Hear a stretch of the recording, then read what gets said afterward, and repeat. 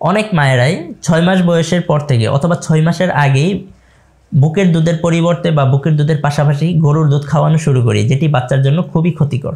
আমরা জানি গরুর দুধে যে প্রোটিন থাকে, যেটিকে আমরা কেসিন প্রোটিন বলি, এই প্রোটিনটি খুবই কমপ্লেক্স এবং এটি হজম করতে বাচ্চার সমস্যা হয়ে থাকে। সেজন্য আপনি যদি বাচ্চাকে 1 বছর বয়সের পূর্বে গরুর দুধ দেওয়া শুরু করেন, সেক্ষেত্রে বাচ্চার হজমের সমস্যা হতে পারে, বাচ্চা পুষ্টিহীনতায় ভুগতে পারে। তাছাড়া মায়ের দুধে আয়রনের পরিমাণ গরুর দুধের চেয়ে বেশি থাকে। সেজন্য আপনি বাচ্চাকে মায়ের দুধের পরিবর্তে যদি শুধুমাত্র গরুর দুধ খাওয়ানো শুরু করে দেন, সেক্ষেত্রে কিন্তু বাচ্চার রক্তশূন্যতা হতে পারে, বাচ্চার আয়রনের ঘাটতি হতে পারে। তাছাড়া গরুর দুধে অ্যালার্জি থাকে, যেটাকে আমরা কাউস মিল্ক অ্যালার্জি বলি। গরুর দুধের জন্য পেটে সমস্যা হতে পারে, হজমের সমস্যা হতে পারে। সেজন্য বলে থাকি 1 বছর বয়সের পর থেকে আপনি আপনার বাচ্চাকে গরুর দুধ দিতে পারবেন, যদি বাচ্চার অ্যালার্জির কোনো সমস্যা না থাকে, বাচ্চার হজমে কোনো সমস্যা না থাকে।